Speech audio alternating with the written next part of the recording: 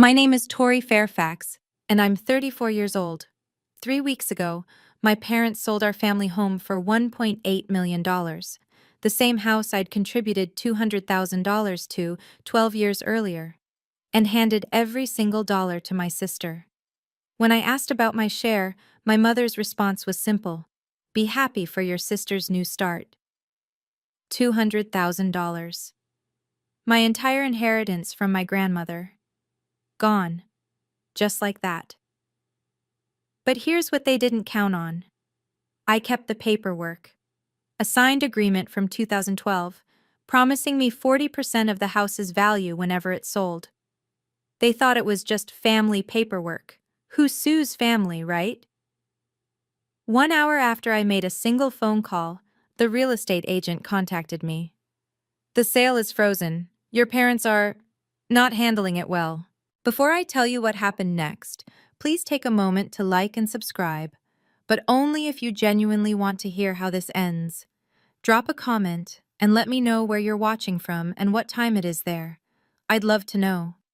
To understand why I had that document and why my parents forgot I had it, I need to take you back to the summer of 2012, when I was 22 years old and still believed that family would never betray each other.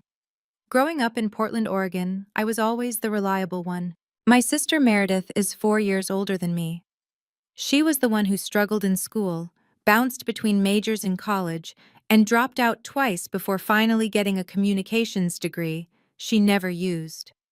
She married young, 24, to a guy named Kevin who worked in car sales. 2 kids followed. And somewhere along the way, Meredith became the one who needed help. Me? I graduated summa cum laude with an accounting degree, got hired at Morrison and Caldwell straight out of school. Never asked my parents for a dime after college. And that apparently made me the family ATM. The pattern was predictable. Meredith would have a crisis, car trouble, unexpected bill, marriage counseling fees, and my parents would call me. "Tori, can you help your sister just this once?" It was never just once. In 2018, I lent Meredith $15,000 to save her marriage. Couples therapy, she said. A romantic getaway to reconnect. I never saw a penny of it back. When I mentioned it at Thanksgiving that year, my mother pulled me aside. "Don't be petty, Tori. Your sister is struggling. You have a good job." I did the math once. Over 10 years, I'd given my family, mostly Meredith, over $40,000 in loans that were never repaid, birthday gifts that were really bill payments, Christmas checks that went straight to credit card debt, and none of that included the big one, the $200,000. My mother always said the same thing whenever I hesitated: "You're the one with the ability, your sister doesn't have that." It took me 30 years to realize that wasn't a compliment.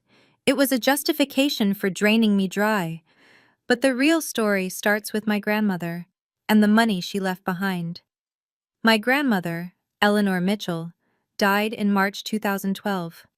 She was 87, sharp as a tack until the end, and she loved me fiercely.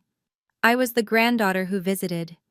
Every Sunday afternoon during college, I'd drive 40 minutes to her assisted living facility in Lake Oswego.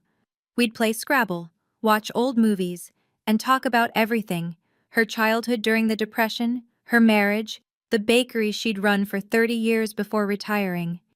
Meredith visited maybe twice a year. Christmas and Grandma Eleanor's birthday, sometimes not even that. So when Grandma Eleanor's will was read, nobody should have been surprised by what it said. But my mother acted like she'd been slapped. "To my granddaughter, Tori Ann Fairfax, I leave the sum of $200,000 so that she may have a solid financial foundation for her future." That was it. Clear, specific, intentional. Meredith got Grandma's china set. My mother got the antique jewelry. My father got the grandfather clock that had been in the family for generations. But the money, the actual, liquid, life-changing money, went to me. My mother was furious. Not at Grandma Eleanor, of course. At me. "You must have manipulated her," she said at the funeral reception. her voice low and venomous. She wasn't in her right mind, she always loved Meredith more. That wasn't true. Grandma Eleanor loved the granddaughter who showed up. It wasn't complicated. I kept a copy of that will. Still have it, actually, in the same safety deposit box where I keep all my important documents. It clearly states Grandma's intention: money for my foundation. 2 months after I received that inheritance, my mother called with a wonderful opportunity. I should have known right then that something was wrong. August 2012. I was 22, fresh out of college, and sitting in my parents' living room while my mother explained how I could invest in the family's future. The pitch was simple. The family home, which my parents had bought in 1995, still had about $120,000 left on the mortgage. The house was worth around $500,000 at the time. If I contributed $200,000 toward paying off the mortgage and making some renovations, I would own 40% of the home's value when it eventually sold. Think of it as an investment, my father said. Real estate always appreciates. You'll make money. And you'll be helping your family, my mother added. It's what Grandma Eleanor would have wanted. I hesitated. $200,000 was everything I had, my entire safety net. My mother's eyes hardened. Don't you trust us, Tori? We're your parents. I called my best friend Claire that night. We'd been close since freshman year at Portland State, and she was the only person outside my family who knew about the inheritance. At least get something in writing, Claire said. Anything. A napkin, something. So I asked. And my parents laughed. Fine, my mother said, rolling her eyes. If you want to be professional about it. My father typed up a simple agreement on his home computer. 1 page. It stated that I, Tori Fairfax, was contributing $200,000 to the family home, representing 40% of its value, to be repaid upon sale or transfer of the property. Both my parents signed it. Dated August 15, 2012. I kept the original in my safety deposit box at Wells Fargo. It cost me $75 a year for that box. Best $75 I ever spent. 12 years later, that piece of paper would change everything. The years passed the way they do when you're busy building a life you think is stable. I worked my way up at Morrison and Caldwell, junior accountant to staff accountant to senior financial analyst. I got my CPA license, moved into a decent apartment in the Pearl District, started a retirement fund, did everything right. Meredith's life took a different path. She and Kevin had 2 kids, Emma in 2016, Jacob in 2019. She never went back to work. The kids need me at home, she'd say. Kevin's car sales income covered the basics, barely, and through it all, my parents kept calling. The roof needed repairs. Could I chip in $8,000? The HVAC system was dying, another $12,000. Property taxes were tight one year. $5,000 would really help. Consider it additional investment in your share, my mother would say. I kept rough track. Over 12 years, I put another $35,000 or so into that house. No documentation this time, just bank transfers with memo lines like roof repair and family help. I was 34 years old, owned nothing but my car and my retirement accounts, and had given my family nearly $250,000. Then, in January 2024, Meredith's marriage finally collapsed. Kevin left her for a woman he'd met at the dealership. He kept the house. They'd bought it under his name alone. Meredith walked away with her clothes, the kids, and nothing else. She moved back in with my parents. And suddenly, all the family conversations centered on one thing. How do we help Meredith start over? In September 2024, my mother called with news that would shatter everything I thought I knew about my family. We're selling the house, she announced, and we've found a buyer. October 15th, 2024. A Tuesday. I remember because I was at my desk reviewing quarterly statements when my mother's name flashed on my phone screen. Wonderful news, she said, her voice practically singing. We sold the house. $1.8 million. Can you believe it? The Portland market is insane right now. I did the math instantly. Accounting reflex. 40% of $1.8 million was $720,000. My original investment plus 12 years of appreciation. Finally. That's great, Mom. So when do we... We've decided to give it all to Meredith. I stopped breathing. She needs it more than anyone, my mother continued, oblivious. Poor thing lost everything in the divorce. She needs a down payment for a new house, money to get back on her feet. This will give her a fresh start. Mom, my voice was barely a whisper. What about my share? The $200,000 I put in? Silence. Then, in a tone I'd never heard before, cold, dismissive, final. That was your contribution to the family, Tori. Your investment in us. You've done well for yourself. You have a career, an apartment. Meredith has nothing. But we had an agreement. Dad typed it up. You both signed. That was just family paperwork. She actually laughed. Nobody's going to hold you to that. We're family, not business partners. I gripped my phone so hard my hand ached. Be happy for your sister, my mother said. She's getting a second chance at life. That's what matters. She hung up before I could respond. I sat at my desk for 10 minutes without moving. My computer screen went to sleep. The office buzzed around me. And something inside me, something that had bent and flexed and accommodated for 34 years, finally snapped. I didn't sleep that night. I lay in bed replaying every moment. Every loan that was never repaid. Every holiday where Meredith's struggles took center stage. Every time I'd swallowed my needs because Tori can handle it. At 6 a.m., I gave up on sleep and called Claire. What time is it? She groaned. 6. I need to talk. 20 minutes later, she was fully awake and fully furious on my behalf. Tori, please tell me you kept that agreement. I had. Of course I had.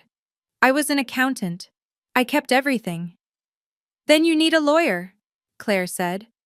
Today, not tomorrow. Today. When's the closing? I checked the email my mother had forwarded weeks ago, back when she was still pretending I'd be included in the celebration.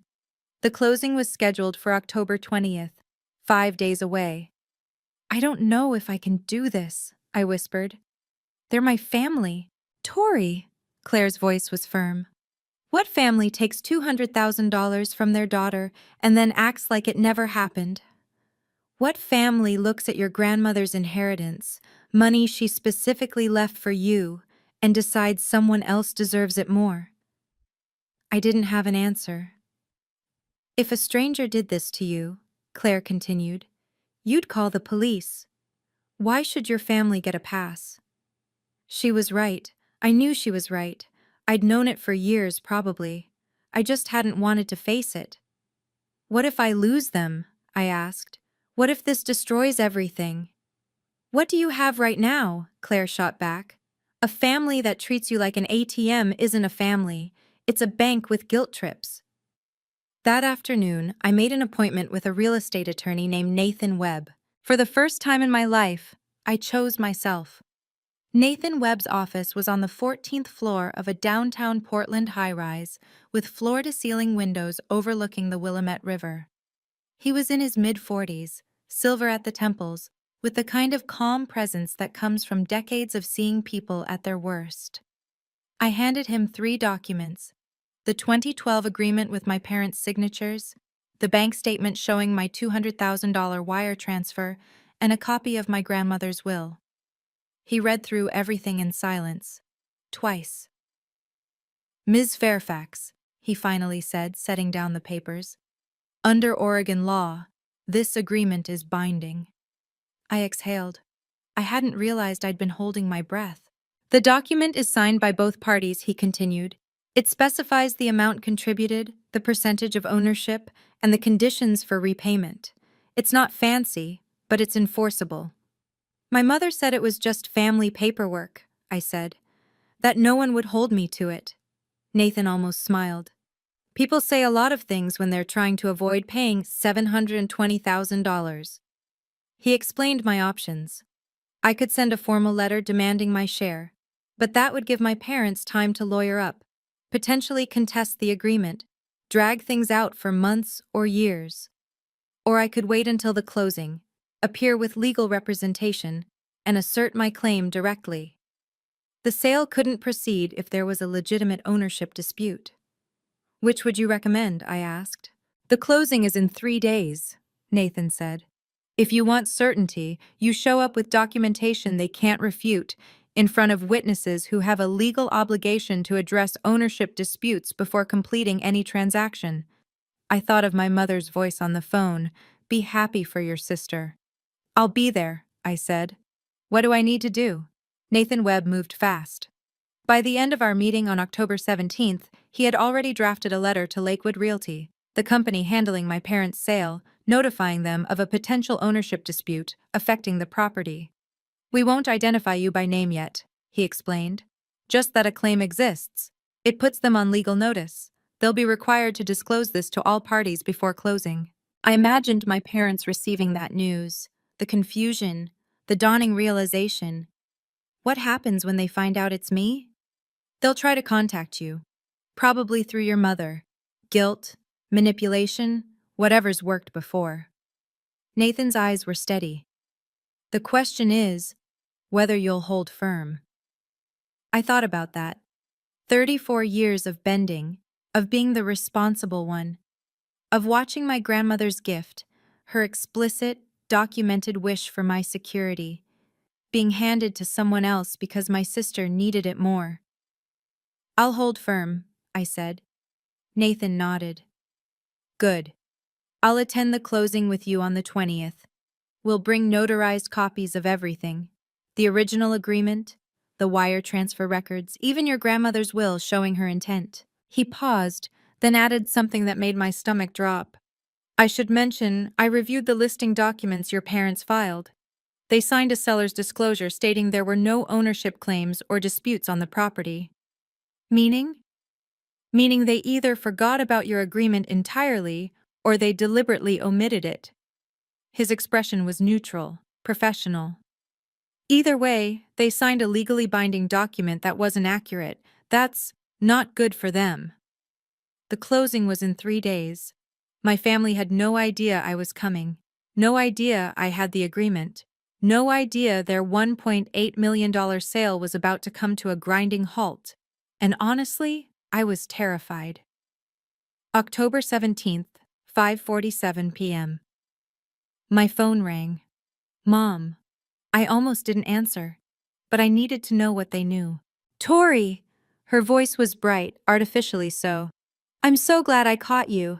We're having a little celebration after the closing, a housewarming party for Meredith at her new place. Well, once she finds one, you'll come, won't you? A party. They were planning a party. When is it? I asked, keeping my voice neutral. The 21st, right after all the paperwork's done. The whole family will be there. Aunt Linda, Uncle Robert, everyone. We're so excited for Meredith's fresh start. I closed my eyes. I'll try to make it. Wonderful. Oh, and Meredith wants to thank you personally. She knows you've always been there for her. Thanking me for letting her take my inheritance, I thought. How generous. After we hung up, I sat alone in my apartment and let the rage wash over me.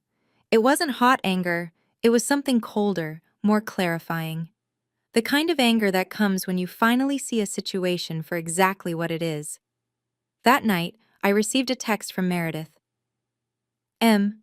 Thanks for understanding. I know this is a lot, but you've always been the strong one.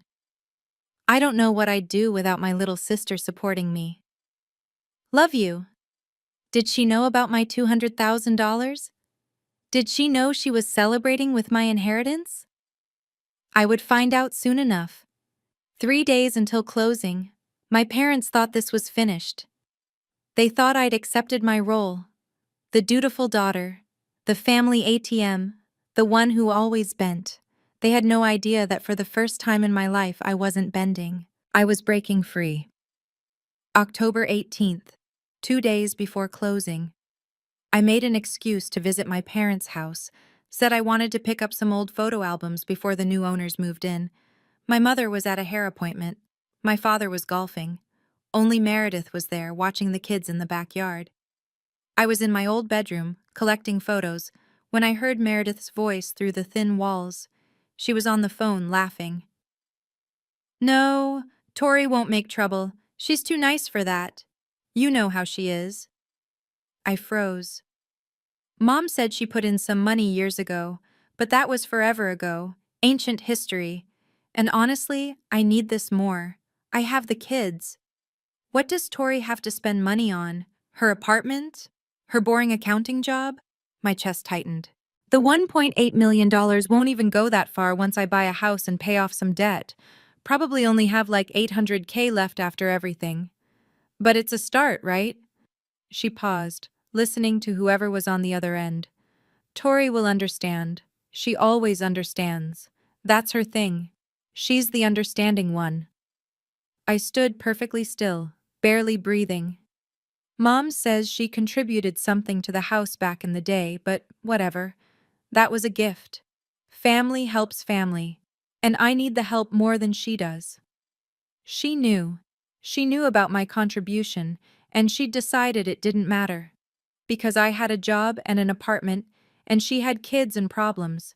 Because I was the understanding one. I left without the photo albums. I couldn't look at her. I couldn't trust what I might say. 2 days until closing, and now I knew the truth. My sister was complicit. This wasn't just my parents' decision, it was hers too. That night, I couldn't sleep. Again.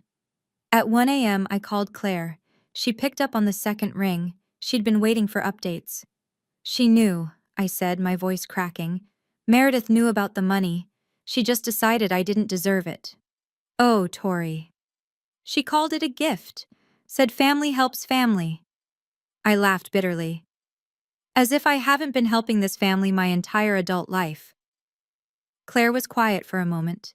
Then, "Are you having second thoughts?" I wanted to say no, but the truth was more complicated. Meredith has 2 kids, I whispered. Emma's 8. Jacob's 5. They didn't ask for any of this. What if I'm hurting them? Stop, Claire's voice was firm. You're not taking anything from those kids. You're taking what's legally yours, what your grandmother explicitly left for you. If Meredith can't afford to raise her kids without your stolen inheritance, that's her problem to solve, not yours.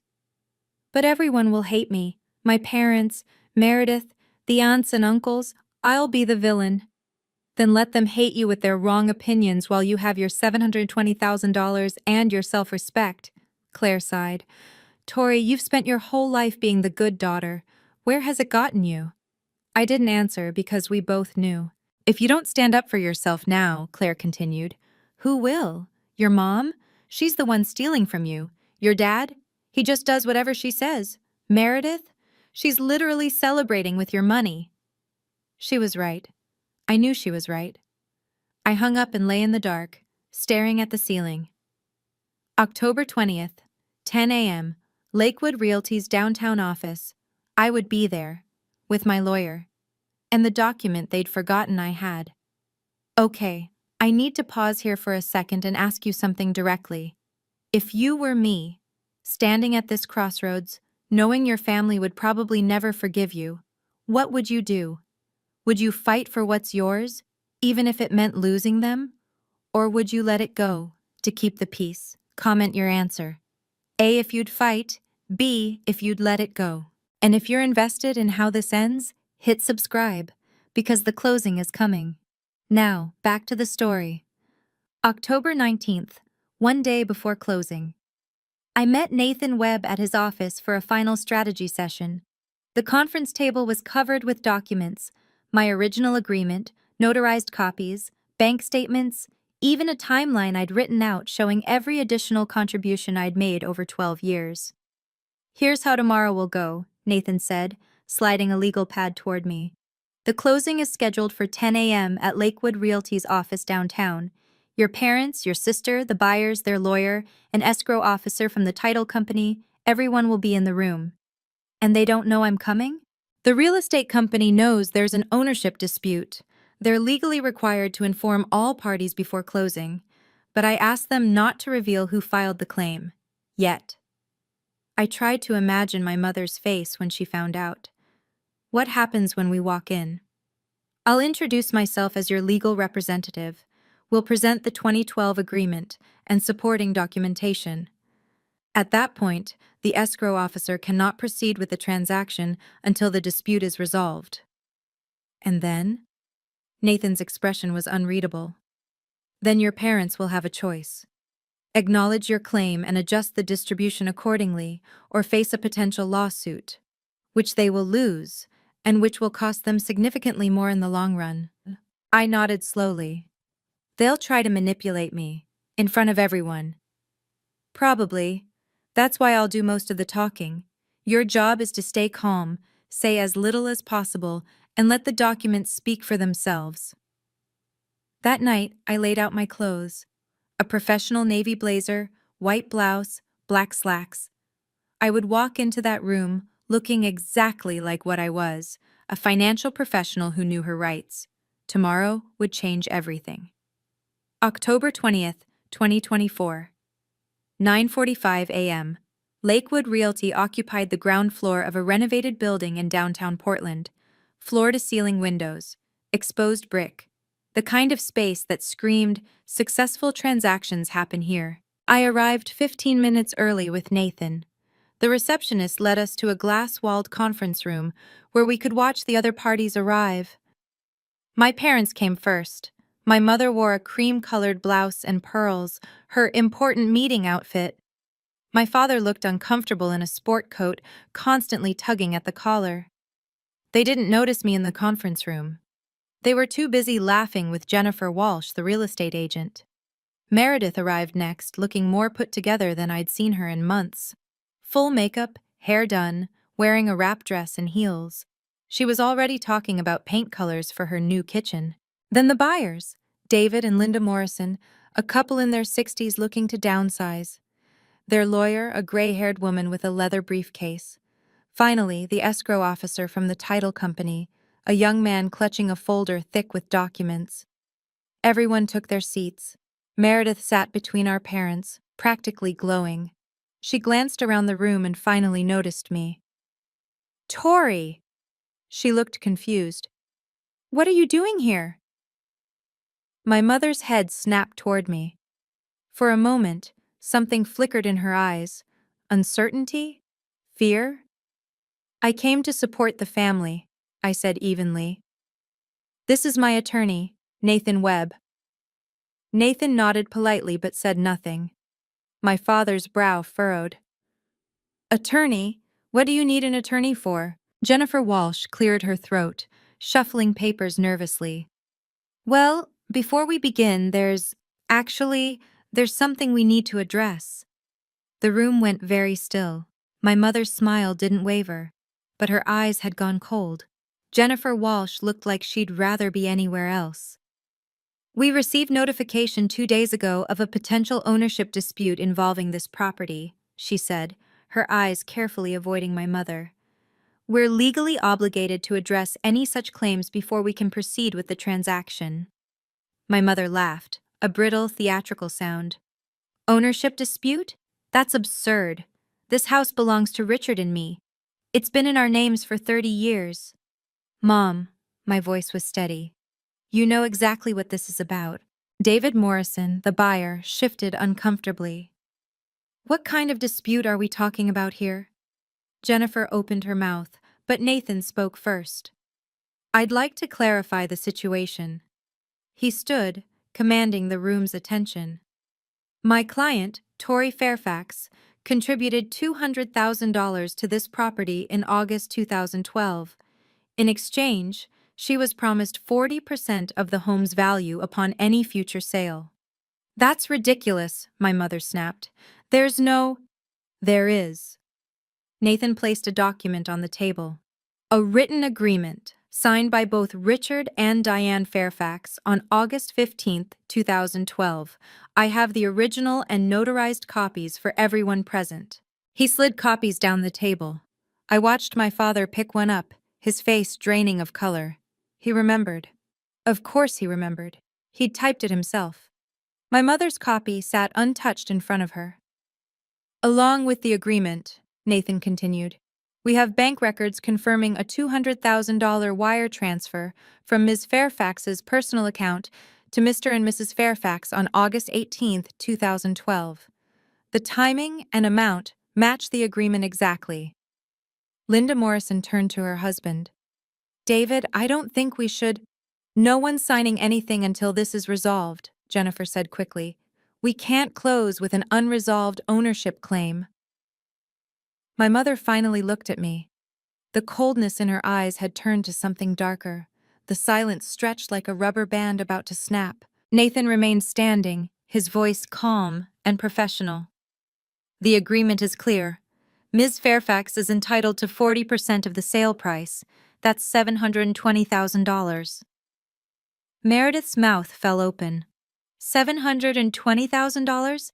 You're suing us? I'm not suing anyone. I met her eyes.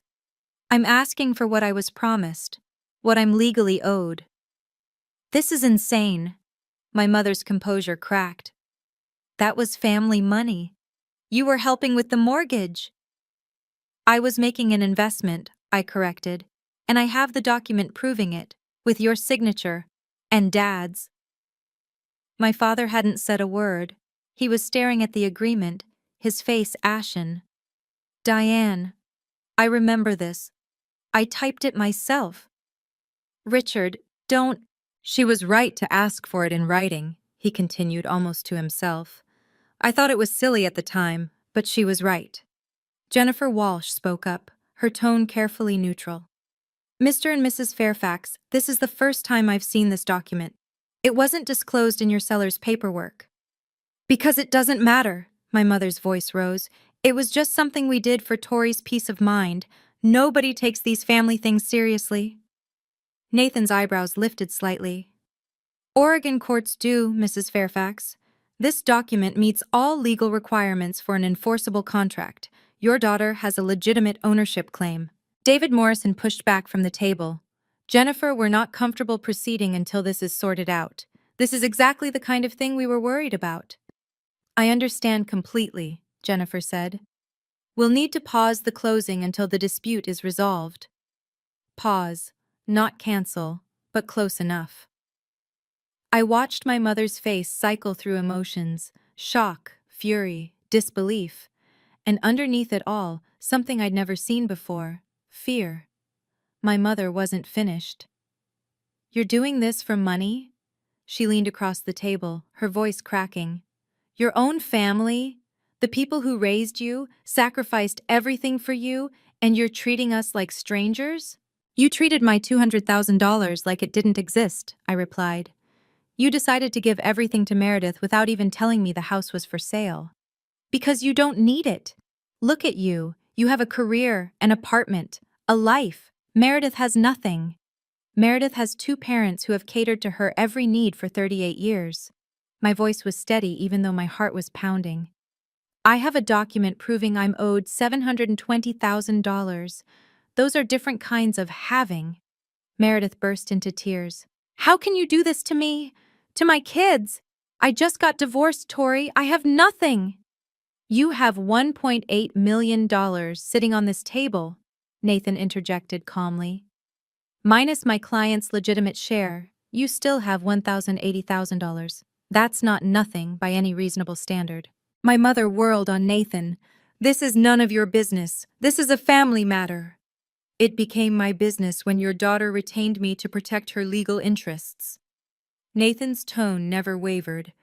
Interests you've clearly attempted to circumvent. David Morrison stood up. We're not signing today. Jennifer, call us when this is resolved. He and his wife left without another word. Their lawyer followed, pausing at the door. You should have disclosed this, Mr. and Mrs. Fairfax. You may have exposure beyond just this sale. My mother turned to me, her eyes wet with tears that might have been real or might have been performance. You've ruined everything. I hope you're happy. I'm not happy, I said quietly, but I'm also not being robbed anymore. The conference room was emptying. The buyers were gone. The escrow officer was packing up his untouched documents. But my family remained, circling me like I'd committed a crime. Meredith grabbed my arm. Do you know what you've done? My kids need this money. Your niece and nephew. Don't you care about them at all? I pulled my arm free. Emma and Jacob deserve a stable future, but it shouldn't be built on money stolen from their aunt. Stolen? Meredith's voice went shrill. Mom said you offered to help with the house. She said you wanted to contribute. I contributed $200,000 with the promise of getting 40% back when you sold. That's not charity, Meredith. That's an investment. And I have the paperwork to prove it. You were 22. You probably misunderstood. I was a college graduate with an accounting degree. I understood exactly what I was signing, and so did Mom and Dad. My father finally spoke. Tori, please, can't we work something out? Privately? Without lawyers and strangers involved? I looked at him. This man who'd spent my entire life deferring to my mother, who'd signed the agreement and then pretended it didn't exist. You had 12 years to work something out, I said. You had 12 years to tell me you were planning to sell. 12 years to say, Tori, let's talk about your share. You didn't. You tried to give my money to Meredith and hope I was too good to make trouble. I gathered my purse and stood. I'm willing to negotiate, I said. I want my $720,000 and then I'm out of this. But I will not be guilted into giving up what's mine. Not anymore.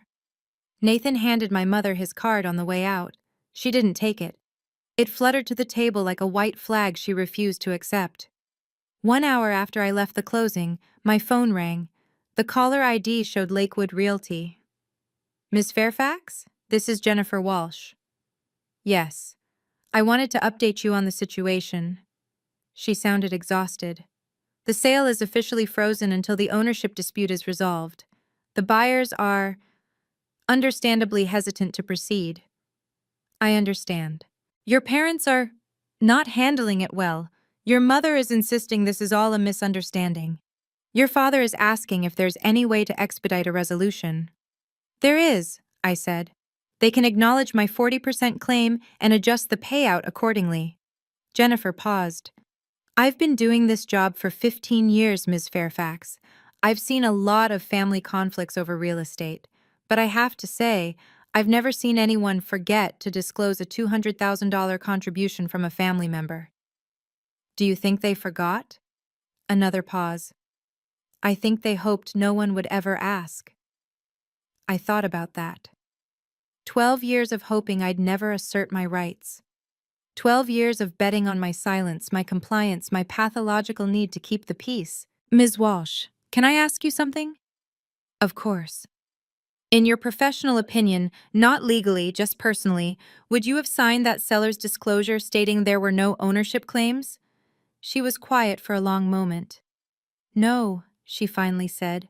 I would not have, because that's not just an oversight, Ms. Fairfax. That's a choice. My parents had chosen to erase me, to pretend my contribution didn't exist, to sign legal documents saying no one else had any claim to their property. They'd made their choice. Now I was making mine. I'll have my attorney contact you tomorrow to discuss next steps, I said. Thank you for calling. The guilt offensive started that evening. My mother called at 6:47 p.m. Her voice had transformed from the cold fury of the conference room to something softer, wounded, maternal, heartbroken. Tori, she sighed my name. I can't believe it's come to this. Neither can I. I raised you better than this. I taught you that family comes first, that we support each other. Her voice cracked artfully. And now you're treating us like criminals. I'm treating you like people who signed a contract and then pretended it didn't exist. That contract was a formality. We never meant... Then why did you sign it? Silence. You had a choice, Mom. When you decided to sell, you could have called me. You could have said, "Tori, remember that agreement? Let's talk about how to honor it." Instead, you tried to give everything to Meredith and hope I wouldn't notice. Your sister needs it more. That's not for you to decide. Not with my money. Her tone shifted again, harder now, threatening. If you go through with this, I'll tell everyone. The whole family will know what kind of daughter you really are. A greedy, selfish... Tell them. I cut her off. And I'll show them the document, with your signature, dated 2012. I'll explain that you took $200,000 from your own daughter and then tried to give it to your other daughter because she needed it more. For the first time in my life, my mother had no response. I'm not the villain in this story, Mom. I'm the one with receipts. Your father's heart, she said finally. He has a condition. The stress could...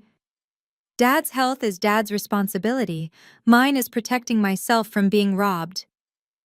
I hung up before she could say anything else. My hands were shaking, but I didn't call back.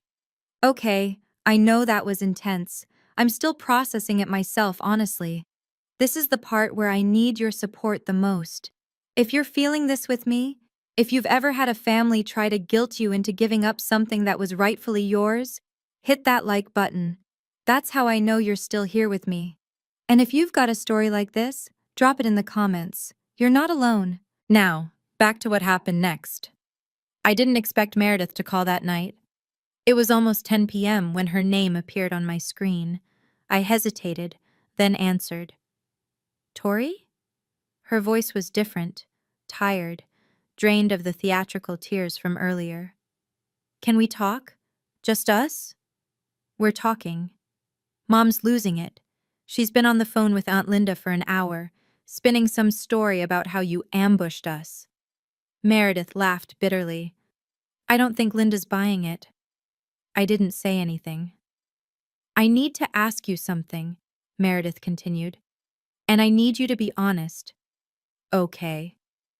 Did you really put in $200,000, like your own money, back in 2012? I felt something tighten in my chest. You know I did. You said so yourself on the phone yesterday at the house. Silence. Then, you heard that? I heard enough. Tori, She trailed off. Mom told me you helped a little back then. She never said how much. I swear I didn't know it was $200,000.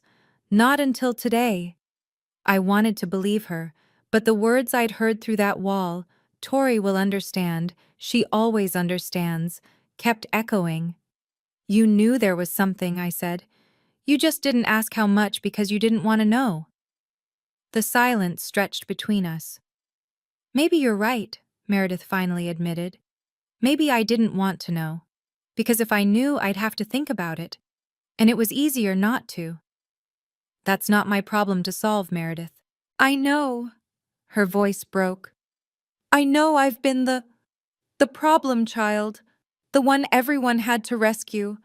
I know you've resented me for years. I didn't resent you. I resented being invisible while you got everything. That's fair, she whispered. That's really fair. October 22nd, 2 days after the failed closing, Nathan Webb called with an update. The buyers, David and Linda Morrison, had officially issued an ultimatum. Resolve the ownership dispute within 7 days, or they would withdraw their offer and demand their $90,000 earnest money deposit back. If they withdraw, Nathan explained, your parents face 2 problems. First, they lose a guaranteed buyer in a market that's already cooling. Second, they may have legal exposure for misrepresentation on the seller's disclosure. Misrepresentation? They signed a document stating there were no ownership claims on the property. That wasn't accurate. The Morrisons' lawyer has already sent a letter suggesting they might pursue damages. I processed this. My parents had put themselves in a corner, and I hadn't even done anything except show up with the truth. What do you think they'll do? I asked. I think they'll realize they have no leverage. Every day this drags out costs them money, legal fees, carrying costs on the house, potential lawsuit from the buyers. Meanwhile, you can wait indefinitely. The agreement doesn't expire. That afternoon, I learned my mother had hired her own lawyer, a family attorney named Douglas Peters, who, according to Nathan, had immediately advised her that fighting my claim would be expensive, lengthy, and almost certainly unsuccessful. His exact words, apparently, were, "Mrs. Fairfax, your daughter has documentation that any judge in Oregon will recognize as valid. My professional advice is to negotiate." I almost laughed. After 34 years of my mother controlling every narrative, she'd finally encountered a situation where her version of events didn't matter. The facts were the facts, the signatures were the signatures, and she was running out of time. My mother's tell everyone threat backfired spectacularly. By October 23rd, she had called every relative she could reach: Aunt Linda, Uncle Robert, cousins I hadn't spoken to in years, spinning a story about her ungrateful daughter blocking a family home sale over ancient history. What she didn't count on was me sending a group email that same day. Subject: clarification on the Fairfax property dispute. I kept it simple. Attach the 2012 agreement with both signatures. The bank records showing my $200,000 transfer. A brief explanation. I contributed this money with a documented promise of 40% ownership. When the house sold, my share was going to be given to my sister. I'm asking for what I was promised. The responses came fast. Aunt Linda, my mother's own sister, called me that evening. "Tori, honey, I believe you." Her voice was warm, steady. "Your mother, she did something similar when we settled your grandmother's estate. Tried to claim things that weren't hers. I know what she's capable of." "She did?" "She wanted Mama's jewelry and the money you got. Said it was unfair that you inherited more than Meredith. I had to threaten to get lawyers involved before she backed down." I hadn't known that. For years, I thought I was the only one who saw my mother clearly. Uncle Robert called next, my father's brother. "Your dad called me, asking me to talk sense into you." I told him I'd seen the documents, and the only person needing sense talked into them was him. The family narrative was shifting. My mother had counted on everyone believing her story without evidence. She hadn't anticipated that I would provide receipts, literally. "You're not alone in this," Aunt Linda told me before hanging up. "You never were. We just didn't know how to help." October 24th. My father called. It was the first time he'd reached out without my mother orchestrating it. "Tori." His voice was heavy, tired. "Can we talk? Just you and me?" I was driving home from work, the Portland evening traffic crawling around me. I pulled into a parking lot and turned off the engine. "I'm listening." "I owe you an apology." He paused, and I heard him take a shaky breath. "I owe you a lot of apologies, but this one especially." I waited. "I signed that paper in 2012. I typed it up myself. I remember doing it." His voice cracked. "And then I let your mother convince me it didn't matter. That you wouldn't. That you'd just go along with things." "Why, Dad?" The question I'd held for months finally escaped. "Why did you let her do this?" "Because I'm a coward, Tori." The admission hung between us. "Your mother is... she's a lot. She has strong opinions. And somewhere along the way, I learned it was easier to agree with her than to fight, even when she was wrong, even when I knew she was wrong." "That's not a coward, Dad. That's a collaborator." He made a sound that might have been a sob. "You're right. You're absolutely right. I've spent 35 years of marriage taking the easy path, and my daughters paid the price." "What are you saying?" "I'm saying I'll make sure you get your money. I don't know how yet. Your mother is still fighting. But I won't let this end with you getting nothing. Not again." "I need more than promises, Dad." "I know." His voice steadied. "For once in my life, I'm going to do the right thing, even if it costs me." I wanted to believe him. I just didn't know if I could. October 26th. Nathan's office. The conference room felt different than my parents' closing had. Smaller, more intimate, and somehow more final. My parents sat across from me with their attorney, Douglas Peters. Meredith wasn't there. I'd asked that she be excluded. This was between me and the people who'd signed that document. Douglas spoke first. My clients have authorized me to propose a settlement. They will transfer $720,000 to Ms. Fairfax from the proceeds of the sale, representing her 40% share as specified in the 2012 agreement. I looked at my mother. Her face was a mask, emotionless, controlled. Whatever internal battle she'd fought, it was over. In exchange, Douglas continued, Ms. Fairfax will sign a release waiving any future claims against the property or the remaining proceeds. Nathan glanced at me. We'd discussed this possibility. My client accepts, Nathan said. We'll have the release prepared within 24 hours. The $720,000 should be transferred within 3 business days of the sale closing. My father nodded. My mother didn't move. There's one more thing, I said. Everyone looked at me. I want you both to acknowledge, here, in front of our attorneys, that this money was always mine. That the agreement was valid. That what you tried to do was wrong. My mother's jaw tightened. Tori, I need to hear it. The silence stretched. My father spoke first. You're right. It was yours. We were wrong to try to take it. My mother stared at the table. For a long moment I thought she wouldn't say anything at all. Fine, she finally said. It was yours. Are we done? It wasn't the apology I deserved, but it was more than I'd ever gotten before.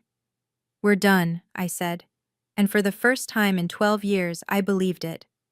After the meeting ended, my mother caught me in the hallway. Happy now? Her voice was low, bitter. You got your money.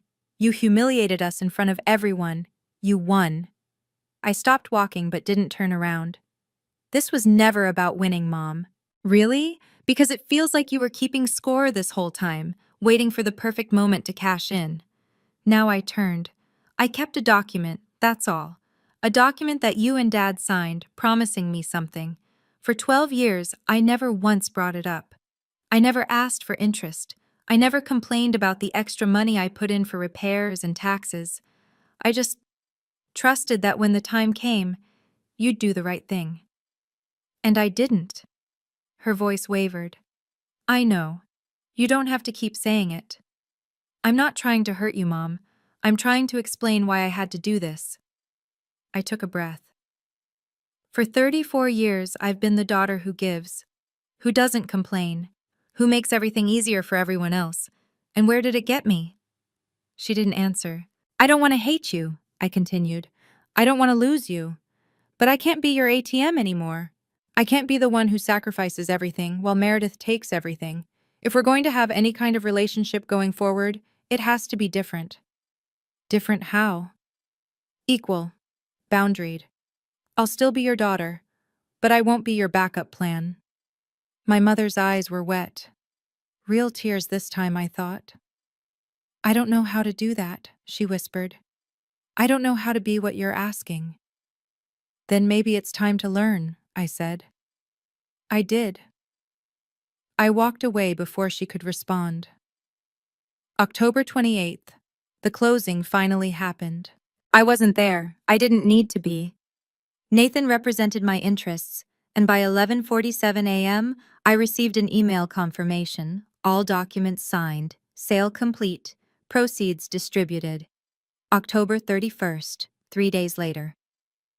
I was at my desk at Morrison and Caldwell when my phone buzzed with a banking notification. Deposit $720,000. I stared at the number for a long time. $720,000. My grandmother's gift, finally honored. My investment, finally returned. My worth, finally acknowledged. I called Claire. It's done, I said. How do you feel? I thought about it. Not as happy as I expected, not triumphant, just relieved. Like a weight I didn't know I was carrying finally got lifted. That's what closure feels like, Claire said. It's not fireworks, it's just quiet. That evening, I made a decision. I would use some of the money, $50,000, to create a small scholarship fund in my grandmother's name, the Eleanor Mitchell Foundation for First-Generation College Women. It would help young women like me, the ones who work hard, follow the rules, and sometimes get overlooked anyway. Grandma Eleanor left me that money so I'd have a foundation. Now I could pass that gift forward.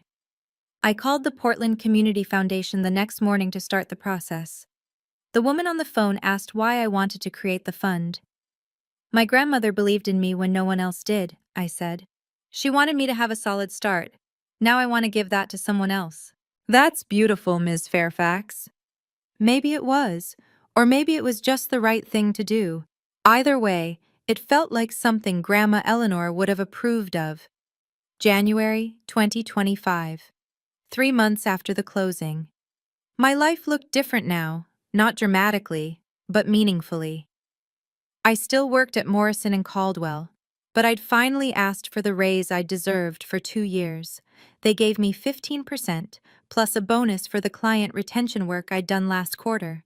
Turned out that when you stop accepting less than your worth in one area of your life, you stop accepting it everywhere. I bought a condo in the Alberta Arts District.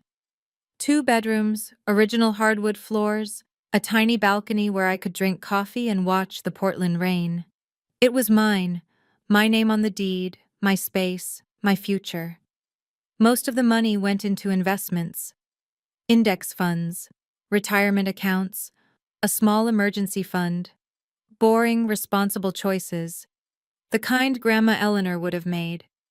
I started seeing a therapist, Dr. Rachel Brennan, who specialized in family dynamics and boundary setting. Our sessions were hard, digging into 34 years of people-pleasing, of making myself small, of believing that love meant sacrifice.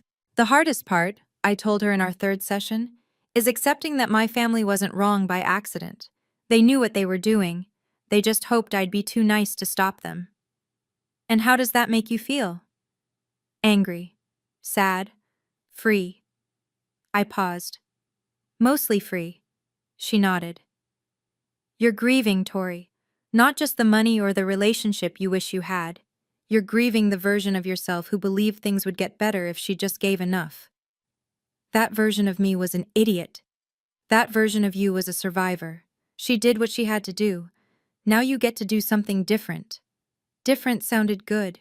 Different sounded like a beginning. My relationship with my family settled into something new, not healed, not broken, just different. My mother and I talked once a month, short calls, surface level. She never apologized properly, and I stopped expecting her to. But she also stopped asking me for money, stopped comparing me to Meredith, stopped treating me like a resource to be managed. Maybe that was as good as it would get. I was learning to accept that. My father tried harder. He sent me an actual letter, handwritten, 2 pages, apologizing for every time he'd stayed silent when he should have spoken up. It wasn't eloquent, but it was honest. We had dinner together once, just the two of us, and he told me he was proud of me. I should have said it more, he admitted over coffee. I should have said it every day. You can start now, I told him. And he did. The surprise was Meredith. In December, she sent me a text. I got a job, part-time, at a dental office. First real job in 8 years. Thought you should know. I wrote back. That's great, Meredith, I mean it. A week later, she sent another.